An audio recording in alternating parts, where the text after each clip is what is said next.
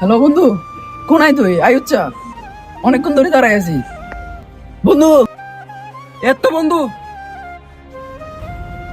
কি অবস্থা বন্ধু? অনেকদিন পর। এত বন্ধু ভালো আছি। তোর কি অবস্থা?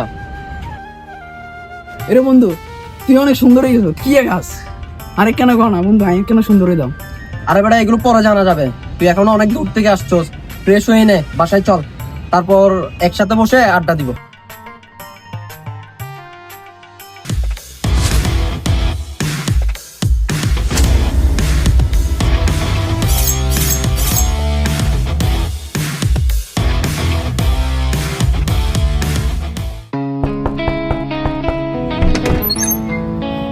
আয় আয় ভিতরে।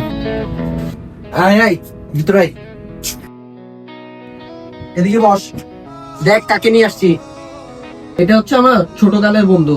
ও এখন থেকে এখানে থাকবে আমাদের সাথে। ও আচ্ছা, তোর কি অবস্থা ভাইয়া?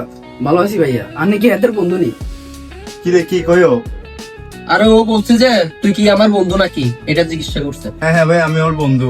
আমরা 4 বছর ধরে এখানে একসাথে থাকতেছি। আচ্ছা ভাই, আপনি বসেন, আমি একটু আসতেছি। এসে বল আছে একটু। ছোটবেলা মানা করছে না বাসা কেউ না আনতে। বাসাটা এমনও ছোট, আমরা 2জন থাকতে অনেক কষ্ট হয়ে যায়। ওকে কেন নিয়ে আসছিস তুই? ও বলে আবার আমাদের সাথে থাকবে। কেমনে থাকবে তুই আমারও বল।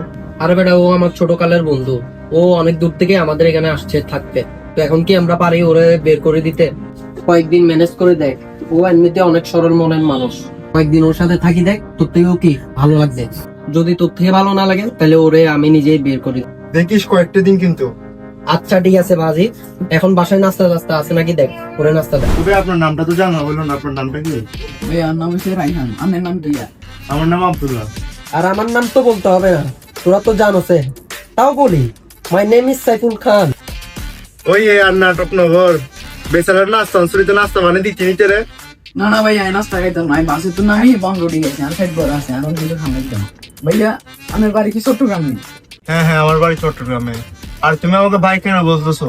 ধরতে গেলে তুমি মেয়ে আমার থেকে 2-3 বছরের বড়। আমার সমস্যা না, আমার নাম ধরে ডাকো, সমস্যা নেই। কিয়া তাহলে তো তুই আর বন্ধু। আরে তোমার এত ক্লোজ হইতে বলি না মিয়া। আচ্ছা ভাইয়া, আপনার বাসায় যদি চট্টগ্রাম হয় তাহলে আপনি গেলে ভাড়া থাকেন কিনলে? আছে অনেক কাহিনী, তোমাকে একদিন পরে বলবো। তো তুমি এখানে চট্টগ্রামে কেন আসছো? ভাইয়া আইসি তো পড়াশোনা করে পারলে। ও আচ্ছা, তো তোমরা কই ভাই বোন? ফ্যামিলিতে ভাইয়া আই এম কামাত্র ফলা। আয় ছোড়ো আয় বড়। ভাইয়া কিছু যদি মনে না করেন না, একটু ঘুমাই। বাসে অনেক দূর জার্নি করে আইছি তো। আর সাইফুল, সকালে আরেকটু রাখি দিস কেন? কেন, কই যাবি? সকালে একটা চাকরির ইন্টারভিউ আছে।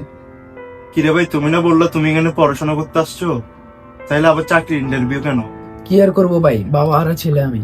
ছোটবেলায় বাবা মারা যায়। তো ভাই আমি শোনা, আমি জানতাম না যে তোমার বাবা নেই। ইটস ওকে ভাই, যেহেতু বাবা বেঁচে নাই সেহেতু আমি নিজের লগে লগে আর ফ্যামিলিরও আসান লাগে। দোয়া রইলো তোমার যেন চাকরিটা হয়।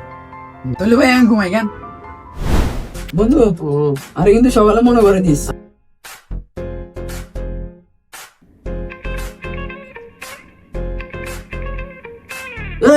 এ বেটা, 8টা বাজে, তুই বলে ইন্টারভিউ দিতে যাবি? ওঠ। আর বেটা ওঠ তাড়াতাড়ি। 8টা বাজে।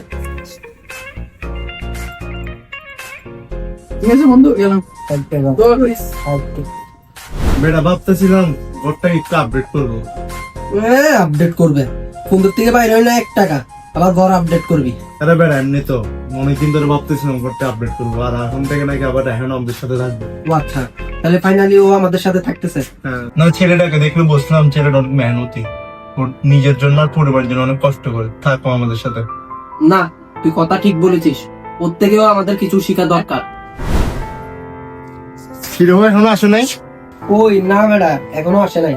কোন সকালবেলা গেছে ও, এখন সন্ধ্যা 7টা বাজে। ওই দেখ কল দিছে ও, হয়াত করলাম বাসে ও। হ্যাঁ হ্যালো। কি, কোন জায়গায়? আচ্ছা আমরা আসতেছি। কি হয়েছে? আর বেটা রায়হানকে বলো কি পোলা পাইন কতগুলো আটকে রাখছে। বুঝি কেন তাই তো চল চল। চল।